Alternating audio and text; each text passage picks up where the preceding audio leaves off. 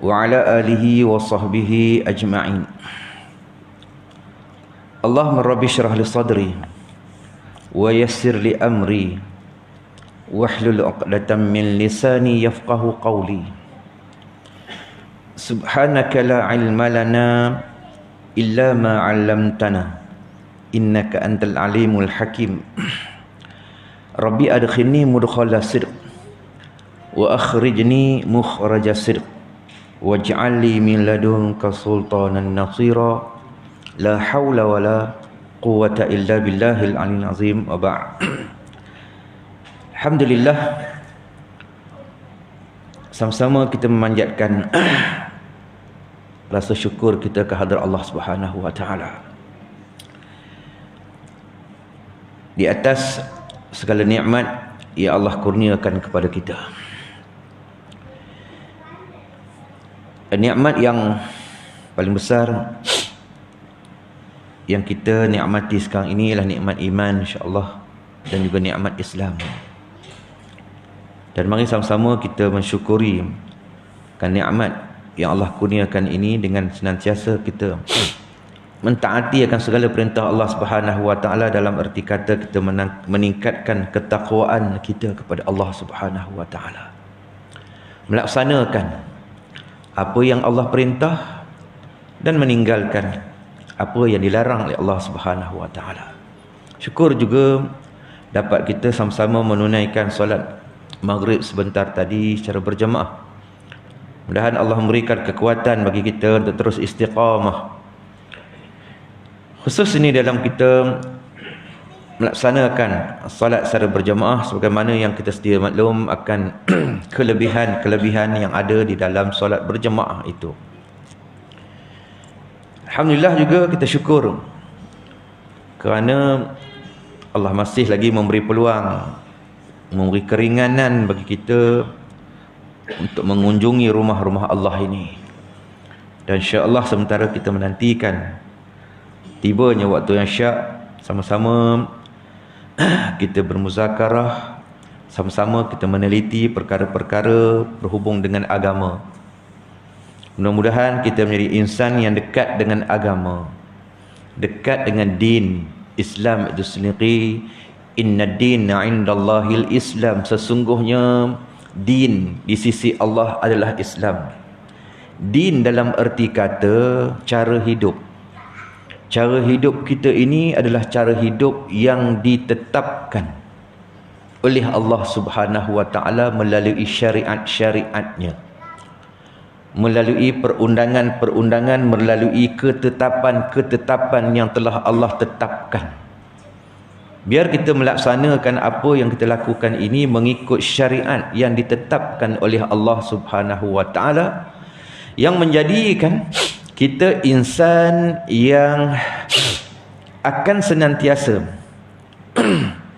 dekat dengan Allah Subhanahu wa taala, akan senantiasa melaksanakan segala perintah Allah Subhanahu wa taala dengan rela hati. Dengan rela hati, dengan rasa penuh tanggungjawab, ya, akan segala perintah Allah yang kita lakukan ini, dalam erti kata dalam kita melaksana dengan penuh rasa tanggungjawab. Bukan kerana apa? Kerana Allah Subhanahu wa taala. Wa ma khalaqtul jinna wal ins illa liya'budun. Tidak aku jadikan jin dan manusia ni illa liya'budun, melainkan untuk mengabdikan diri kita kepada Allah. Tugas kita tak ada lain. Tugas kita hanya mengabdikan diri kita kepada Allah Subhanahu wa taala dalam kita melaksanakan segala yang apa Allah perintah. Ya. Kalau kita ikut dengan logik akal kita, kadang-kadangnya ada perkara-perkara yang kita tengok macam macam tak boleh nak terima di akal, tetapi itulah perintah Allah Subhanahu wa taala. Ya. Apa yang kamu suka, kadang-kadangnya kamu tidak suka. Apa yang Allah suka, kadang-kadangnya kamu tidak suka. Ya.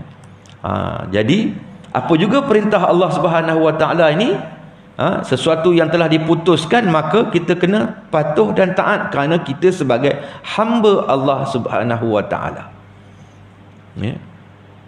Umpamanya kita baru saja menunaikan ibadat Ramadan baru-baru ni. Ya. Kita di sini Ramadan ya. Puasa kita ni bermula daripada subuh sampai waktu maghrib, betul? Ya. Baru-baru ni kita mula puasa kita waktu subuhnya sekitar pukul 6. Betul ya?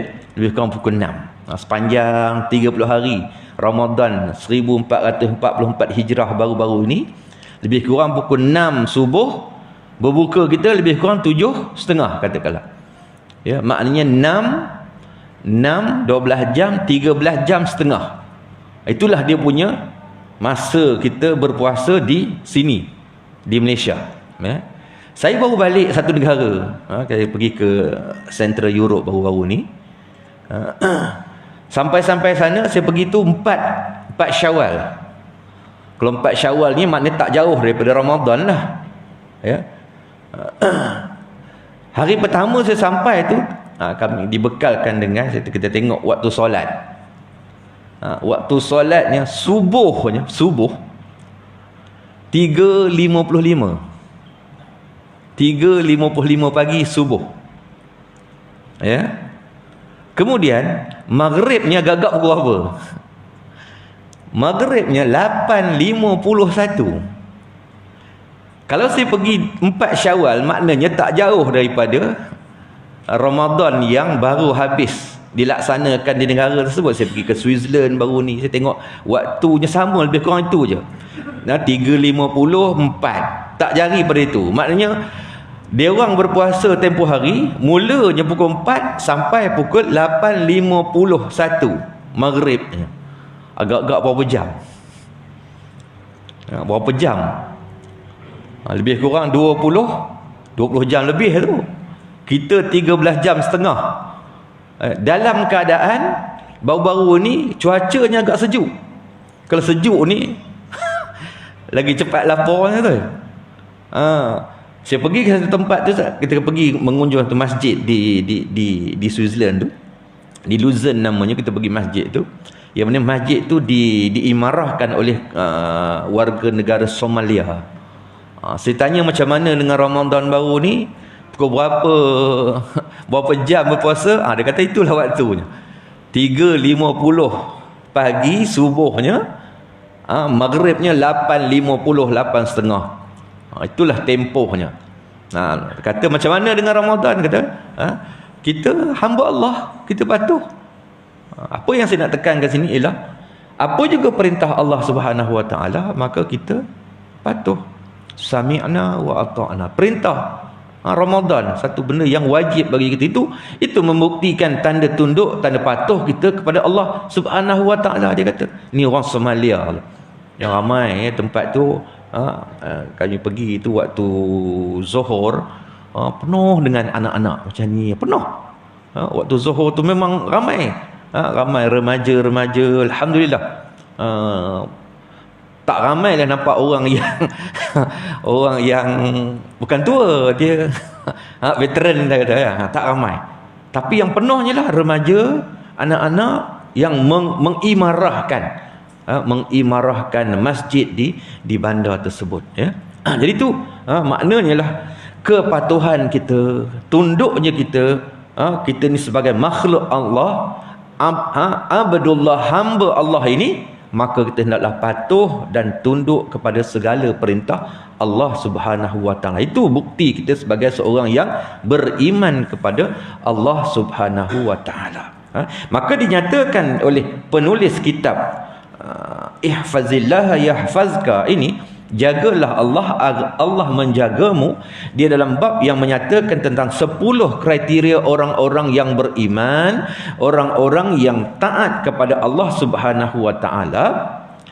Ciri yang seterusnya ialah orang-orang yang diletakkan sebagai wali Allah, ataupun mereka yang meletakkan pimpinan mereka adalah Allah Subhanahu Wa Taala, rujukan ketaatan mereka kepada Allah.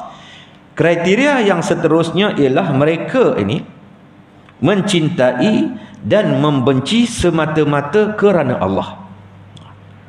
Golongan ini orang yang mempunyai sifat ini, ya, yang meletakkan mereka sebagai wali Allah ataupun mereka yang cinta, yang patuh kepada Allah, mereka ini terdiri daripada cinta dan benci semata-mata kerana Allah. Ya. Benci kepada sesuatu kerana Allah, cinta kepada sesuatu, sayang kepada sesuatu kerana Allah. Inilah kriteria orang-orang yang dekat dengan Allah Subhanahu wa taala. Kita nak jadi yang begitu juga. Kita nak letakkan kriteria ini, syarat ini, untuk meletakkan kita boleh digelar sebagai hamba Allah yang mentaati Allah Subhanahu wa taala. Maka sesungguhnya para wali Allah yang mencintai dan membenci seseorang semata-mata kerana Allah Subhanahu wa taala. Ya, sesungguhnya para wali Allah, ya, wali Allah ini, kita biasa dengar wali Allah ni orang keramat dan sebagainya, orang yang menjadikan Allah sebagai pimpinan, Allah sebagai rujukan, Allah sebagai ikutan, dan Rasul sebagai contoh, sebagai ikutan. Orang-orang ini sesungguhnya para wali Allah yang mencintai dan membenci seseorang semata-mata kerana Allah Subhanahu wa taala. Mereka ini mencintai sekelompok manusia kerana kedekatan mereka kepada Allah Subhanahu wa taala. Orang-orang yang begini, para wali Allah ini, mereka ni mencintai kelompok manusia yang macam mana? Kelompok manusia yang juga mencintai Allah. Ya. Maknanya kita nak mendekatkan kita nak menjadikan kita ni golongan yang dekat dengan Allah, maka kita juga hendaklah mencintai bersama dengan kelompok manusia yang juga mencintai Allah. Ya. Kerana kedekatan mereka kepada Allah, dan mereka juga membenci sekelompok manusia yang mana kerana mereka jauh daripada Allah Subhanahu wa taala. Mereka ni golongan ni dia suka kepada manusia yang dekat kepada Allah, dan dia benci kepada manusia yang jauh daripada Allah Subhanahu wa taala. Kerana apa? Kerana dia bimbang kalau dia mendekatinya, silap-silap dia akan dipengaruhi oleh kumpulan yang menderhakai Allah Subhanahu wa taala. Ini sifat orang yang dinyatakan sini sifat wali Allah. Allah Subhanahu wa taala berfirman, a'udzubillahi minasyaitonir rajim. Innama waliyukumullahu wa rasuluhu walladzina amanu alladzina yuqimunas shalah wa yu'tunaz zakah wahum raki'un. Sesungguhnya penolong kamu hanyalah Allah. Yang menolong kita ini adalah Allah, Rasulnya, dan orang-orang yang beriman. Maknanya Allah menyatakan bahawa penolong kamu, orang yang sepatutnya kamu dekati, kamu ni, kita ni, Allah beritahu kat kita ni, sesungguhnya Allah lah yang menjadi innama waliyuk. Ni wali disebut sini pemimpin, pimpinan, ikutan. Sesungguhnya Allah lah ikutan. Maknanya apa yang Allah perintah tu kita kena ikut, kita kena patuh, ya. Dan juga apa yang Rasul laksanakan kita kena ikut, ya. Dan juga seterusnya ayat ini menyatakan 3 golongan, 3 ikutan kita. Yang pertamanya innama waliyukumullah war rasul walladzina amanu, dan orang-orang yang beriman. Orang yang beriman ini dia akan mengikut Allah, mengikut Rasul. Maka orang yang perlu kita jadikan pimpinan, penolong adalah Allah, Rasul, dan orang-orang yang beriman. Yang macam mana sifat orang yang beriman ini? Wa yuqimuna walladzina amanu alladzi yuqimunas salah. Mereka ini mendirikan salat. Maknanya tanda orang yang beriman ini orang yang mendirikan salat. Mendirikan salat, maknanya di sana mendirikan salat, apa juga perintah yang ada di dalam salat itu maka dilaksanakan, ya. Innas salata tanha 'anil fahsya wal munkar. Sesungguhnya sesungguhnya solat itu mencegah daripada berlakunya fahsya dan juga mungkar. Orang yang mendirikan solat, dia akan mencegah kemungkaran, dia akan mencegah kebinasaan. Ini orang yang mendirikan solat. Dan juga wa yu'tuna zakah, dan menunaikan zakat. Ini orang-orang yang beriman. Dia tanpa rasa dipaksa dan sebagainya. Orang yang beriman ini, dia mendirikan solat, dia menunaikan zakat. Wahum, mereka itu raki'un, mereka itu orang yang tunduk kepada Allah Subhanahu wa ta'ala, tunduk kepada perintah Allah Subhanahu wa ta'ala. Mana dia perintah Allah tu yang terkandung di dalam Al-Quran. Segala perintah suruhan Al-Quran itu di sanalah rujukan di dalam kehidupan. Orang yang menjadikan Al-Quran sebagai rujukan di dalam kehidupannya adalah orang yang muflihun, orang yang berjaya. Allah nyatakan, Alif Lam Mim zalikal kitab la raiba fih hudan linnas, hudan lil muttaqin. Hudan, petunjuk kepada orang-orang yang bertakwa. Al-Quran tu, inilah Alif Lam Mim zalikal kitab, inilah kitab. Apa kitabnya? Al-Quran itulah yang menjadi hudan, petunjuk kepada orang yang bertakwa. Orang bertakwa, dia akan menjadikan Al-Quran sebagai panduan, petunjuknya di dalam apa juga permasalahan, apa juga masalah, rujuk Al-Quran, ada penyelesaian. Nabi sebut, aku tinggalkan kepada kamu dua perkara yang mana kamu tidak akan sesat selama-lamanya. Apa dia? Al-Quran, sunnah. Takkan sesat selama-lama. Lan tadillu abada, tidak akan sesat selama-lamanya. Itu jaminan yang Nabi dah beri. Syaratnya patuh kepada Al-Quran, rujuk kepada Al-Quran di dalam apa juga masalah, apa yang kita hadapi. Hari ini kita sedang berhadapan dengan apa? Dengan masalah sosial negara dan sebagainya. Kita kena rujuk Al-Quran. Apa kata Al-Quran? Bila kita tinggalkan Al-Quran, dia akan timbul bermacam-macam masalah.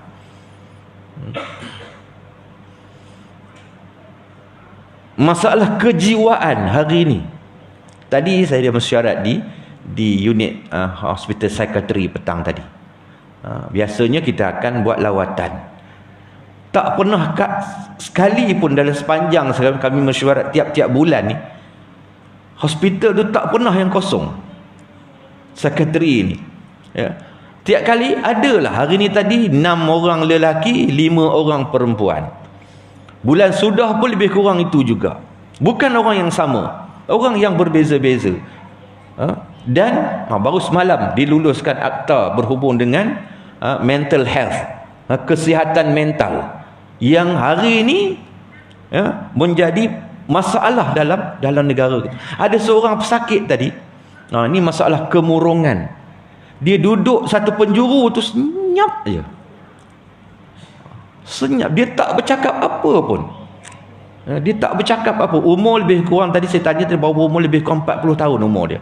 Ini wanita.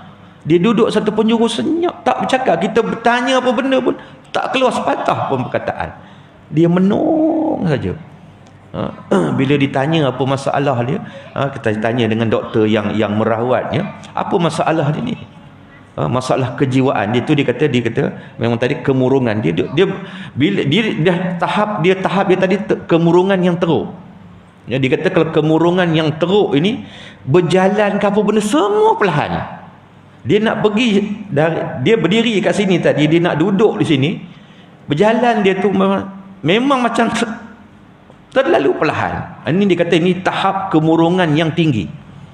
Saya kata apa bentuk rawatan yang perlu diberi kepada kalau yang tahap yang macam ini?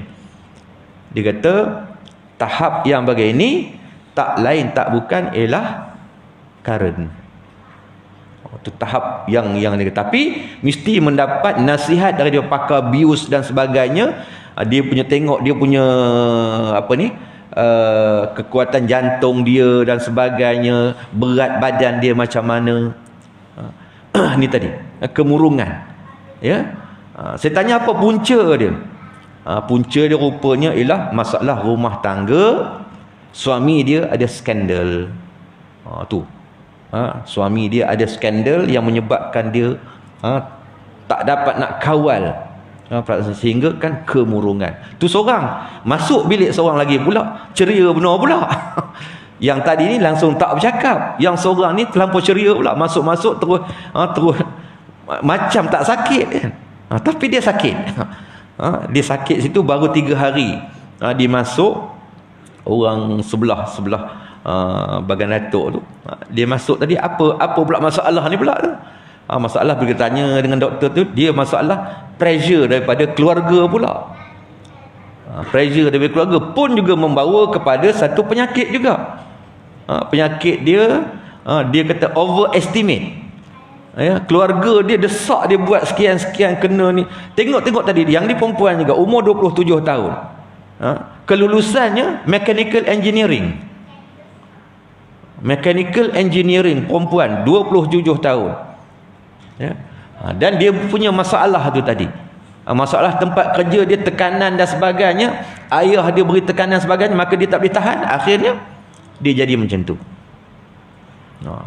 Tu yang tu pula. Yang lelaki ni tadi saya pergi ada 3 orang tu. Ni masalah lain pula. Tengok-tengok sampai tadi dia kena berikat tangannya.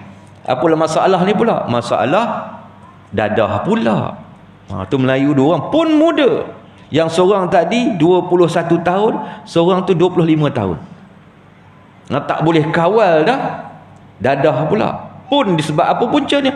Tekanan dan sebagainya. Ini sebab itu semalam diluluhkan satu akta untuk mengkategorikan golongannya macam mana. Dan kita bimbang mereka ni bila jauh dah kita tanya tadi, memang jauh dari agama lah. Bila jauh daripada agama, dia membawa kepada tekanan-tekanan. Dia tak sanggup berhadapan dengan tekanan.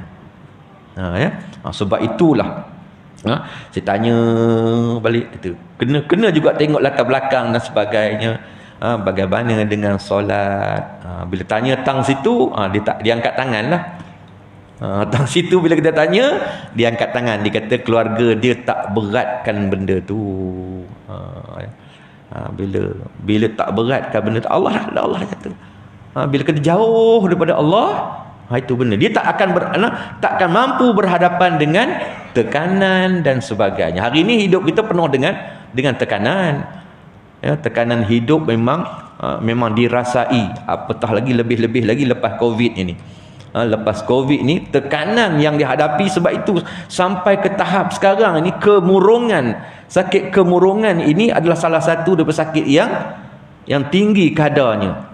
Mana tidaknya tiap-tiap bulan begitu ada saja, tak pernah yang kosong. Di situ tu tak pernah yang kosong. Ada saja pendatang barunya. Maknanya tadi bila kita tengok, selalu saya pergi, saya akan tanya balik, kita tengok latar belakang, kita tanya balik, tak jauh daripada agama. Yang ada 3 orang pemuda tadi, saya tanya tadi, macam nak balik dia? Kami nak balik dah. Kata macam sehat je, tapi tak boleh keluar. Doktor situ yang tahu. Tengok-tengok dia punya penyakit lah, semua berbentuk tekanan. Berbentuk tekanan. Bila datang tekanan, ini yang jadi masalah. Jadi kalau kita adalah saudara-saudara dan sebagainya yang ada bentuk-bentuk ini, dia perlu dirawat dengan segera. Bentuk rawatannya selain daripada itu tadi, yang seorang tadi dah tentulah kena karen dah, selain daripada ubat dan sebagainya, bentuk terapi yang perlu kita berilah bentuk agama tu. Sebenarnya di hospitalnya seorang aja, di unit agamanya dialah yang kontrol satu hospital tu. Kadang-kadangnya masalah kan. Yang meninggal pun dia menguruskan, yang sakit mental pun dia menguruskan. Jadi kekurangan ni, dia kami memberi cadangan tadi. Bila dah ada akta yang sebegini dan sebagainya, kita kata kena kembali kepada agama. Tak boleh dibiarkan begitu sahaja. Kena ditingkatkan lagi kaunseling agama dan sebagainya. Kalau tidak dia jadi yang ramai tadi Melayu.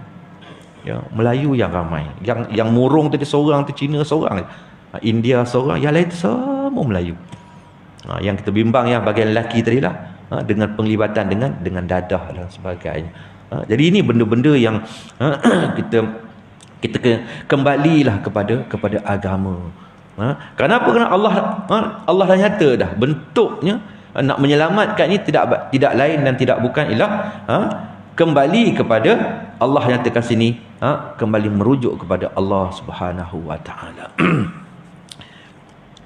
Di dalam satu hadis yang diriwayatkan oleh Imam Abu Daud, Nabi SAW bersabda, "Man ahabba lillahi wa abghada lillah wa a'ta lillahi wa mana'a lillahi faqad istakmala al-iman." Barang siapa yang cinta kerana Allah, benci kerana Allah, memberi kerana Allah dan tidak memberi juga kerana Allah, maka sesungguhnya keimanannya sudah sempurna. Maknanya yang nyatakan sini bahawa segala-galanya kerana Allah, cintanya.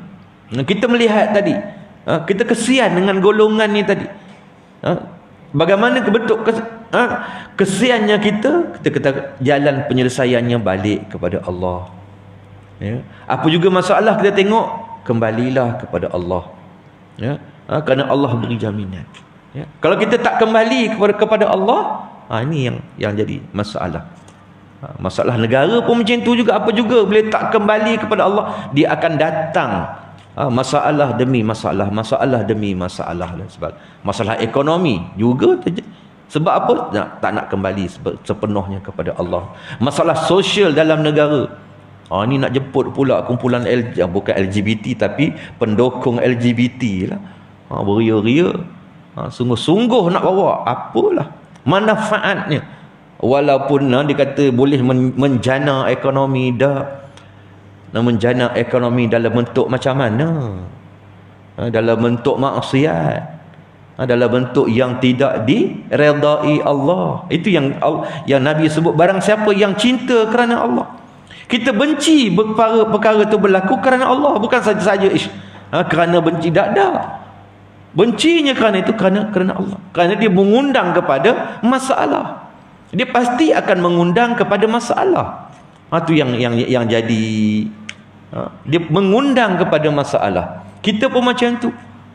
Hatta di dalam keluarga kita sendiri pun, kalau kita boleh mengundang kepada masalah, kita kena hindarkan. Jangan kita mengundang kepada masalah. Hari ini, sebab itu Nabi sebut, barang siapa yang cinta kerana Allah, benci juga kerana Allah, memberi kerana Allah, tidak memberi juga kerana Allah, maka sesungguhnya keimanannya telah sempurna. Kita nak iman kita ini sempurna, keimanan kita naklah sempurna, tidak ada cacat celanya. Kita tak nak iman kita ni iman yang cacat. Kenapa iman ini cacat? Disebabkan oleh perbuatan. Cacat disebabkan perkataan. Ini boleh menyebabkan cacatnya iman kita ni.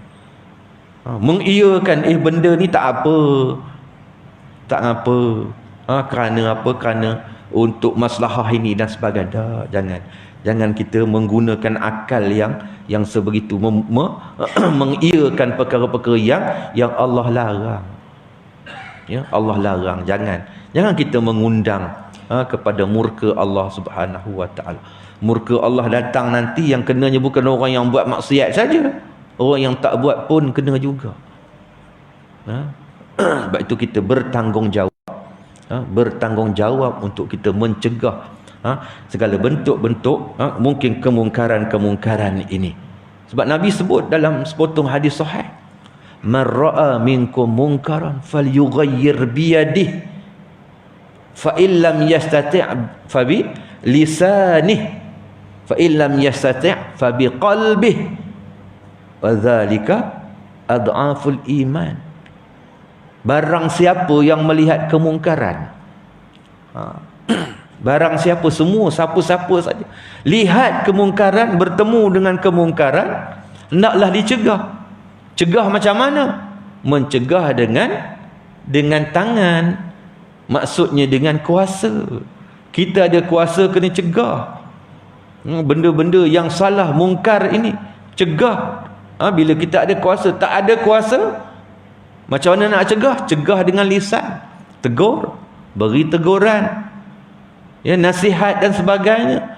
Tak mampu juga nak tegur dengan kuasa tangan dan juga lisan ini tadi, tegur dengan hati. Tetapi Nabi sebut wadzalika adhaful iman, itu adalah selemah-lemah iman. Takkan kita nak letakkan diri kita ni selemah-lemah iman, aku setakat tak redha dalam tu je. Tapi sedangkan kita ada kemampuan untuk mencegahnya dalam bentuk apa? Bentuk nasihat. Jangan buat benda-benda ni, benda ni salah dan sebagainya. Nasihat. Itu yang kalau kita nyatakan dengan hanya dengan tidak redha di dalam hati, wadzalika adhaful iman, itu adalah selemah-lemah iman. Dah. Kita nak iman kita ni bukan kedudukan ni yang paling lemah. Bila cerita bab tu kita nak yang paling lemah. Benda-benda yang lain kita nak yang paling dah. Kita nak biarlah dalam mencegah kemungkaran dan sebagainya ni ada atas rasa tanggungjawab kita sendiri. Mereka tidak mencintai seseorang hanya kerana faktor nasab dan keturunan, ataupun kerana kepelbagaian, kecemerlangan dan hubungan baik atau kerabat, atau kerana selera minum sama dengan selera mereka. Maksudnya tadi apa? Cintanya, kasihnya semua kerana Allah, bukan kerana keturunan. Sebabkan kroni saudara kita dan sebagainya, kita cinta, kita tolong dia, bukan saudara kita. Tak. Sesungguhnya orang beriman itu innamal mu'min ikhwah. Sesungguhnya orang beriman itu adalah saudara kita. Kalau dia buat salah dan sebagainya, bertanggungjawab untuk kita menegurnya. Kita kasih kerana Allah, marah kita nak beri teguran juga kerana Allah Subhanahu wa taala. Imam Asy-Syafi'i bin Idris sering sekali mengunjungi Imam Ahmad bin Hanbal, semoga Allah merahmati mereka, kerana mereka berdua saling mencintai kerana Allah. Imam Syafi'i sering mengunjungi Imam Ahmad ibn Hanbal.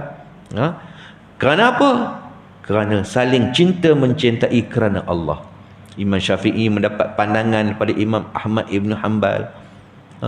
Ada masalah, Imam Syafi'i mengunjungi Imam Ahmad ibn Hanbal.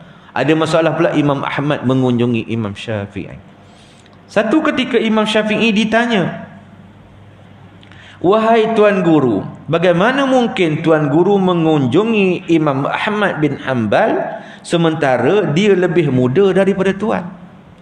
Tengok tu. Imam Syafi'i umurnya lebih tua daripada Imam Ahmad ibn Hanbal, tetapi Imam Syafi'i mengunjungi Imam Ahmad ibn Hanbal kalau ada masalah yang ingin ditanya dan sebagainya, saling kunjung mengunjungi. Maka Imam Asy-Syafi'i menjawab, mereka mengatakan Ahmad bin Hanbal mengunjungimu dan kamu juga mengunjunginya. Saya katakan keutamaan itu tidak pernah meninggalkan kedudukan. Kalau dia mengunjungiku, maka itu kerana keutamaannya, dan kalau saya mengunjunginya, itu juga kerana keutamaannya. Di dalam dua kedudukan tersebut, keutamaan ada padanya. Imam Syafi'i ziarah Imam Ahmad ibn Hanbal kerana ada keutamaan, ada benda yang nak dibincangkan dan sebagainya. Imam Ahmad ibn Hanbal juga mengunjungi dua-duanya kerana Allah. Mungkin ada masalah dan sebagainya di muzakarah dan sebagainya, dapat satu keputusan, satu ilmu dan sebagainya. Imam Asy-Syafi'i juga pernah berkata, saya mencintai orang-orang soleh sementara saya sedar bahawa saya tidak termasuk di dalam golongan mereka. Imam Syafi'i kata dia amat cinta kepada orang soleh. Imam Syafi'i, imam besar kita, kata dia cinta kepada orang yang soleh. Kita ni macam mana agaknya dengan orang soleh ini? Hari ini orang soleh dicerca, dihina dan sebagainya. Adakah kita nak letakkan macam tu juga? Sedangkan Imam Syafi'i mencintai orang yang soleh. Sementara saya sedar bahawa saya tidak tergolong di dalam golongan itu. Ini tawaduknya Imam Syafi'i. Begitu tawaduknya Imam Syafi'i, imam yang besar, imam 4 kita. Pun begitu, dia amat mencintai golongan orang yang soleh ini, kerana bimbang aku ni tak termasuk dalam golongan mereka. Ni hari ni kita tengok bagaimana orang membenci ulama, orang mempertikaikan ulama, mempersenda-sendakan ulama. Allah, ini berlaku di zaman kita. Kita ni bagaimanalah kedudukan kita boleh menghina. Kalau tengok dalam Facebook apa tu, Allahu Akbar, tak sanggup kita nak ni. Yang mana kita tahu kedudukan ulama macam mana, boleh dihina macam itu saja, dihina begitu saja. Sedangkan ulama, al-ulama warasatul anbiya, ulama pewaris Nabi. Ulama nak bawa kita ke arah syurga, ke arah jalan yang betul. Tetapi dihina. Ni di dunia terbuka hari ni, dia boleh tulis je. Kadang-kadang dia menghina ulama macam kawan dia je. Macam kawan mancing je dia punya ininya. Ayat-ayatnya Allahu Akbar. Ini berlaku pada hari ini dalam dunia terbuka ini. Saya mencintai orang-orang saleh sementara saya sedar bahawa saya tidak tergolong di dalam golongan mereka. Mudah-mudahan dengan begitu saya memperolehi syafaat pertolongan mereka. Tu Imam Syafi'i kata dia nak jumpa dengan orang soleh ni, mudah-mudahan orang soleh dapat memberi pertolongan kepadanya. Allah Akbar. Imam Syafi'i yang minta jumpa dengan orang soleh, mudah-mudahan jumpa tu dapat memberi pertolongan kepadanya. Allahu Akbar. Tawaduknya Imam Syafi'i. Dan saya sangat benci kepada orang yang memperdagangkan perbuatannya selalu di dalam maksiat dan juga dosa, meskipun barang dagangan kami sangat buruk. Maknanya dia benci kepada orang yang melakukan maksiat dan dosa. Allah, itulah sifat orang yang soleh ini. Allah Subhanahu wa taala menyatakan di dalam surah Az-Zukhruf, Al-akhillau yawma idzin ba'duhum li ba'd adun illal muttaqin. Teman-teman akrab pada hari itu sebahagiannya menjadi musuh bagi sebahagian lain kecuali orang-orang yang bertakwa. Di hari akhirat kelak, teman-teman akrab kita ini kadang-kadang akan menjadi musuh bagi sebahagian yang lain kecuali orang-orang yang bertakwa. Orang-orang yang bertakwa ni orang-orang yang beriman, orang yang melaksanakan apa yang Allah perintahkan dan meninggalkan apa yang dilarang oleh Allah Subhanahu wa taala. Sebab itu teman-teman kita, teman-teman kita di dunia ini juga mestilah orang-orang yang bertakwa. Ada 4 perkara. Ini selalu saya pesan masa kita menyampaikan khutbah nikah tu, perkara ni saya pesan kepada pasangan pengantin. Ada 4 perkara ini Nabi sebut dalam sepotong hadis Abu Daud. Nabi sebut ada 4 perkara yang termasuk di dalam kebahagiaan seseorang. Ada 4 perkara ni Nabi beri jaminan termasuk dalam kebahagiaan seseorang. Apa dia? Yang pertamanya Nabi sebutlah isteri yang salihah. Isteri yang salihah akan membawa kepada kebahagiaan di dalam rumah tangga yang, ini selalu saya pesan masa kita menikahkan pasangan. Isteri yang salihah akan membawa kepada kebahagiaan di dalam rumah tangga yang sama-sama anda bina, kata. Pertama. Kedua ialah anak-anak yang baik. Nabi sebut anak-anak yang baik ni akan membawa kepada kebahagiaan di dalam rumah tangga yang juga sama-sama anda bina. Ketiga, Nabi sebut apa dia? Sahabat sepergaulan yang soleh. Ini sebut tadi. Sahabat sepergaulan, kawan-kawan kita, sahabat kita terdiri daripada orang-orang yang soleh. Juga akan membawa kepada kebahagiaan di dalam rumah tangga kita. Sebab apa? Sebabnya ialah kalau kita yang ada masalah dan sebagainya, kita rujuk kepada orang yang soleh ini, dia akan memberikan kita khidmat nasihat yang dia akan memberikan nasihat. Dia tak ada kata dia tak ada cari jalan pintas, dia akan cari jalan penyelesaian. Ini sifat orang yang soleh. Dan yang keempat Nabi sebut apa dia? Sumber rezeki yang berada di dalam negerinya. Dalam arti kata lain, sumber rezeki yang halal. Nabi sebut 4 perkara ni termasuk di dalam kebahagiaan seseorang. Maka ada 4 perkara yang insya-Allah Nabi sebut akan membawa kepada kebahagiaan di dalam, khususnya di dalam rumah tangga yang dibina. Sebab itu disebut sini ialah teman-teman yang karib ini, ya. Maka kita pun begitulah keadaannya. Teman-teman kita, sahabat-sahabat kita, kita carilah orang-orang yang soleh, orang-orang yang boleh memberi nasihat kepada kita. Kita ni terdedah pada melakukan perkara-perkara yang mungkin silap dan sebagainya, dan teman inilah, sahabat inilah yang akan memberikan nasihat kepada kita. Bukan yang membawa kita sama-sama pula.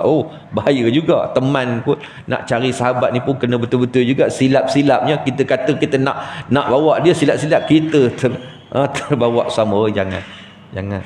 Ya, ini berlaku. Kita ada juga pengalaman macam tu. Katanya semua nak dakwah kawan, silap-silap dia yang kena hancur. Ini yang kita sebab itulah berhati-hatilah di dalam kita memilih teman dan sebagainya. Carilah teman yang macam mana? Teman yang dekat dengan orang yang dekat dengan mengikuti perintah Allah Subhanahu wa taala. Tak rugi kita berteman dengan bersahabat dengan golongan-golongan ini. Golongan yang dekat dengan Allah Subhanahu wa taala. Akan tetapi yang lebih menyedihkan lagi adalah kalau kita menemukan ada sebahagian orang yang komitmen dan istiqamah terhadap ajaran agamanya, gemar melakukan solat 5 waktu, berpuasa di bulan Ramadan dan pergi mengerjakan haji, namun dia gemar juga melakukan dosa dan kemaksiatan, ya. Itu dia. Maknanya tadi ialah teman, sahabat-sahabat kita, pilihlah, jadilah kita ini teman orang yang senantiasa patuh kepada perintah Allah Subhanahu wa taala, ya. Inilah di antara ciri-ciri yang kita boleh jadikan sebagai panduan dalam kehidupan kita ini. Dalam bab ini ialah kita cinta kasih hanya kerana Allah. Kita bersahabat kerana Allah Subhanahu wa taala. Kita memberi teguran juga kerana Allah Subhanahu wa taala. Bukan kerana yang lain, bukan kerana populariti ke apa benda ke, tidak sama sekali. Kita nak menegur ini, nak apa juga kerana Allah Subhanahu wa taala. Kerana apa? Kerana kita sayang. Kita sayang dengan orang yang melakukan kesilapan ni. Bila kita tegur, kita beri nasihat dan sebagainya, kerana rasa cinta kasih dia, agar dia tidak terpesong jauh daripada perintah Allah Subhanahu wa taala, insyaallah, ya. Jadi serasa sekali itulah yang dapat sampaikan pada malam ini. Mudah-mudahan sedikit perbincangan daripada kitab ihfazillah ini. Jagalah Allah, ya. Jagalah Allah maknanya kita patuh kepada perintah Allah Subhanahu wa taala. Kita patuh kepada perintah Allah, nescaya Allah akan menjagamu, ya. Itu pesanan yang boleh kita ambil daripada kitab ini. Mudah-mudahan kita menjalani kehidupan saki-baki kehidupan kita ini dalam keadaan kita patuh kepada Allah Subhanahu wa taala, ya. Kita ni pun tak lama, ya. Kalau ikutkan saki-baki umur kita ni tak lama sebenarnya, ya. Sekejap. Kita tengok masa pun cepat aja berlalu, ya. Maknanya umur kita pun begitulah keadaannya, ya. Umur kita tak tahu. Kita tak tahu bila masa kita dijemput oleh Allah Subhanahu wa taala. Kita tak tahu. Inilah peringatan. Bila kita melihat satu kematian hari ni, kita tengok kejap-kejap kita buka dalam grup WhatsApp kita dah inna lillahi wa inna ilaihi raji'un seorang. Kita tengok kawan kita seorang sebagainya, dan kita juga akan menyusul, ya. Maka apakah bekalan yang kita nak bawa bertemu dengan Allah? Tak lain dan tak bukan bekalan bertakwa kepada Allah Subhanahu wa taala, dalam erti kata kita melaksanakan segala yang Allah perintah dan kita meninggalkan segala yang dilarang oleh Allah Subhanahu wa taala. Mudah-mudahan inilah bekalan yang kita akan persiapkan. Wa tazawwadu fa inna khairaz zadi taqwa. Carilah bekalan, sebaik-baik bekalan itulah bertakwa kepada Allah Subhanahu wa taala. Itu bekalan yang kita nak bawa. Bekalan harta dan sebagainya itu setakat di dunia je. Banyak mana pun harta yang kita ada, hak tu je pun. Habis-habis tinggi pun hak setakat liang kubur tu je lah. Banyak mana pun harta yang ada kepada kita, hak itulah yang akan mengiringi. Baik itu dalam kitab Ziarah Alam Barzah disebut, bagaimana Nabi sebut ada 3 perkara yang akan mengiringi kamu masa jenazah nanti. Ada 3 benda. Apa dia? Yang pertamanya saudara mara, yang keduanya harta, yang ketiganya amalan. 2 akan balik. Harta tak tinggal. Porsche ke apa benda ke, dia hantar dia hak kubur tu je lah. Ini kereta si mati ni kita, ni harta dia ni kita hantar hak kubur je lah. Lepas tu tak tinggal situ orang lain ambil. Tinggal hak Masjid Taqwa tu pun hak depan tu pun tak masuk pun. Kalau Qaryah sini Masjid Taqwa tu hak itu je haknya. Lepas tu dia pun balik lah dia. Senara mara anak beranak dia yang pergi tadi pun akan balik juga. Apa yang tinggal? Nabi kata yang tinggal ialah amalan. Amalan masa bila? Ni masa kita hidup ni lah. Kalau amalan kita banyak, itulah amalan yang akan menemani kita di alam barzakh. Kalau amalannya kurang, jawab-jawablah sendiri. Jadi insya-Allah mudah-mudahan kita mempersiapkan bekalan kita dalam kita insya-Allah yang akan menemui Allah Subhanahu wa taala. Maka bekalan kita sudah pastinya bekalan yang akan memberikan sesuatu kebaikan buat kita. Wallahu a'lam. Auzubillahi minasyaitonir rajim. Bismillahirrahmanirrahim. Alhamdulillahirabbil alamin hamdan yuwafi ni'amaka fi mazida. Ya rabbana lakal hamdu kama yanbaghi jalali wajhikal karim wa azim sultanik. Allahumma a'inna ala zikrika wa syukrika wa husni ibadatik.